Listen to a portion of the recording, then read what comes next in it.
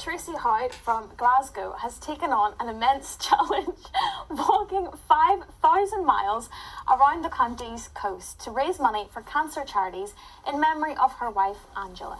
That's right. Well, she started on the 1st of November and has now reached Kent. She's in Whitstable and has to complete a 17-mile walk every single day. Well, she joins us now on the line. Thank you very much for being with us, Tracy. It's lovely to speak with you this morning. This is your 181st day since you begin the trek, but take us back to before day one. When did you know that you were going to be embarking on this huge trip?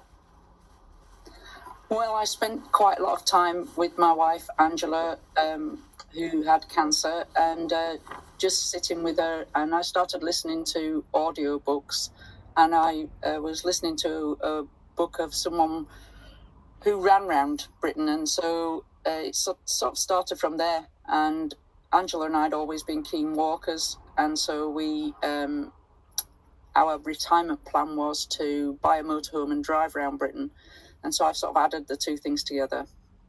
I mean, that's an absolutely incredible reason to start walking, especially because it was something that meant so much to the pair of you. Just remind us the charities that you're raising money for. Who is it that specific? I mean, you're wearing a top that would kind of point us in one direction. Of course, yes. So I'm raising funds for the charities that gave us support in our time of need and give support to many, many families. And Marie Curie, we had fantastic night sitting service from them towards the end of Angela's life, which enabled myself and my family to get some well-needed rest at that time. My wife also had a brain tumour, and so I'm raising funds for a charity called Brains Trust. I'm also raising funds for our local West of Scotland Cancer Centre, that's the Beatson. And then my sister-in-law currently has breast cancer, and so I'm raising funds for two breast cancer charities, which are Copperfield and Breast Cancer Now.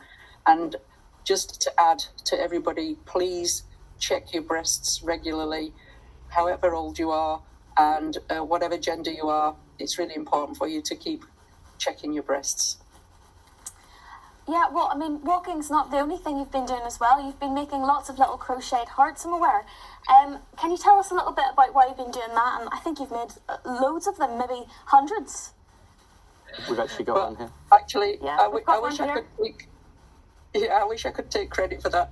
But that's friends, family and volunteers who've been making those for me. And even Tom Daly, the diver, has made some for me. And I've got some other examples here. So I give these little hearts out to people along the way. So there's a sort of nominal 5,000, one for every mile. And I tell people these are for you to remember somebody you've loved and lost. And that initiates a conversation with them about what I'm doing. And, you know, they tell me their stories too. So my wife was a mental health nurse, and she worked in psychotherapy, and she was very much into talking about your feelings and your thoughts. So I think she'd approve of this. I've been using the whole journey to process my grief, and you know, being outside is really helpful. You feel more in touch with nature, and it enables you to sort of have some healing along the way.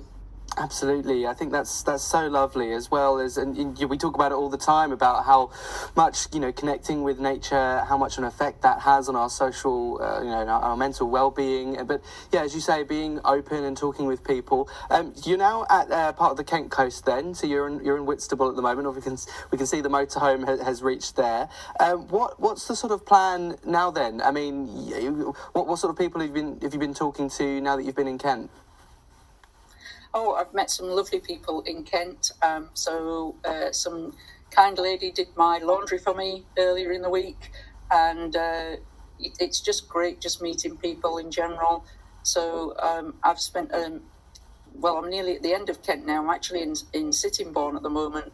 I walked from Whitstable yesterday, and there's been some lovely scenery. I obviously enjoyed walking on the White Cliffs of Dover and meeting people there. And it's beautiful weather at the moment. I saw the weather forecast earlier that you were saying. So I think tomorrow's going to be quite hot when I'm walking. I know you'll definitely have to have a lot of water, will you? Is the White Cliffs of Dover your favourite place that you've been to then? In Kent, absolutely, but obviously the coast is dramatically different in all places. I've walked almost 2,500 miles now, so I've seen a lot of coastline in lots of different weather conditions because I started in November, and so it was was very cold, wet, windy, snow. Had all those gales to walk through.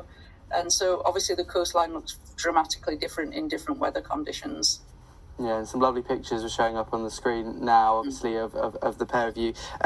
Talk to me about the motorhome, because that's been a big part of your journey as well. Obviously, coming back to, I can see the cushion next to you, home where we park. Is this something that you've always had in your life?